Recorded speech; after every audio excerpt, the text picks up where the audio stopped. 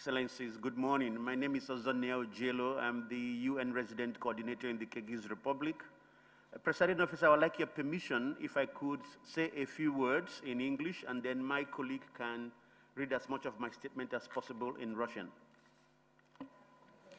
Здравствуйте, дорогие члены парламента, представители гражданского общества. Меня зовут Озония Джел, я постоянный координатор системы ООН Кыргызской Республики. Если позволите, я хотел бы сказать несколько слов на английском языке, и мой коллега, учитывая, что время ограничено, зачитает текст. Спасибо. Okay, thank you, Excellency. First of all, is to thank this committee of the Jagogu Kenesh for the opportunity to convey the United Nations system position on this draft law. And second is to acknowledge the significant improvements that this country has made on issues of human rights, on the Universal Periodic Review, on the rights of persons with disabilities, allowing the visits of many UN special procedures. So actually there's been some progress that's been made in this country. And I'd like to draw the attention of the committee to two crucial statements made by His Excellency Sorunbai Sharipovich about how he sees this country in his independence speech last year, when he talked about that the objective of the country is to live in a modern society, a prosperous society powered by human potential and freedom, and for the building of a country where anyone could live comfortably and where freedom is a source of development. He repeated a similar statement when he addressed the EU and the UN General Assembly as well about the purpose of governance being to focus on the needs of every person, providing rights, freedoms, and equality in the society.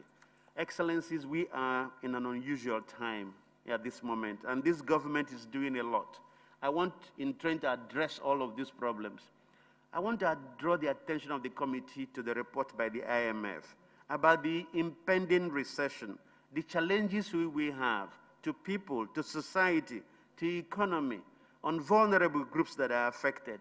So what you need is a national mobilization. You need all segments of society to line up behind the government's agenda to address all of the crucial issues that this country faces at this moment. Even my own boss, the UN Secretary General, has called for solidarity because the challenges are unparalleled. The virus is going across borders. So solidarity means that the whole of society has trust and confidence, but a sense of partnership with the institutions of the state and those that lead them. Excellency, in July this year, the Kyrgyz Republic will be presenting a report at the high-level political forum at the UN General Assembly in New York, which most likely will be by virtual means.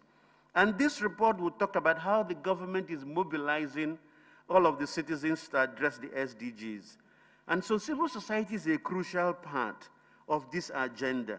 So this country takes pride that it is practicing democracy, that there's freedom of assembly, of association, and the right to free speech.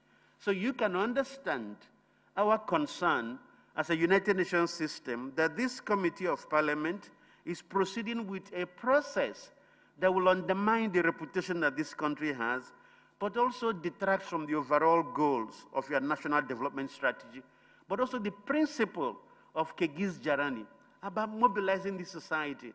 So our appeal as a United Nations system is a reconsideration of this process based on full and sustainable consultation with all of civil society to come with a consensus approach that benefits the people of the country. So if you allow me, Excellency, I will invite my colleague to then read in Russian as much of my speech as is possible. But I want to thank you for this opportunity to appear before your committee. Все законы, внутренние законы и международные договора, все работают на укрепление развития государственности. Факт то, что некоторые гарантированные НПО нарушают действующий закон ОПКО о невмешательстве в дела государства, это идет разрез этого закона, второй идет против Конституции Кыргызской Республики, то же самое идет разрез тех стран-доноров, которые финансируют международные организации.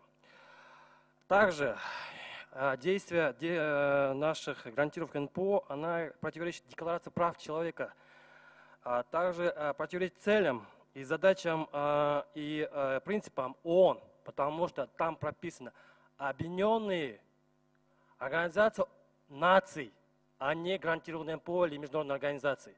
То есть на укрепление Кыргызской республики и других стран. И тот факт, что некоторые гарантированные НПО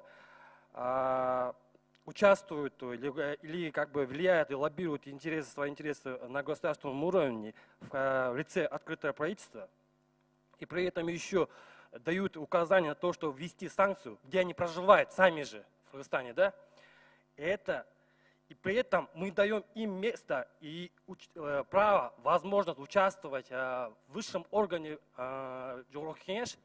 Это же высший пилотаж демократии. Ни в одной стране такого нету. Второй момент.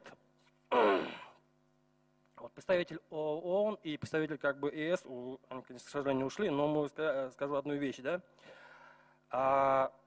Как мы сказано, что все эти законы направлены на то, чтобы как бы соответствовать целям и задачам ООН принципа. И если представитель ООН не знает свои задачи, пусть что-то почитает, хотя бы ознакомиться со своими правами, внутренними правами. Во-вторых, как бы ознакомиться с нашим менталитетом, нашим государственным законами. Второй момент. Если этого не будет, мы как общественность будем обращаться к международным судам, как ГААК и другим организациям, о проведении аудита и проверки международных сотрудников международных организаций, которые вмешиваются в наши государственные дела. И самое последнее, что все эти инсинуации, все эти предложения идут в разрез ОДБК, ШОС и РАЗС.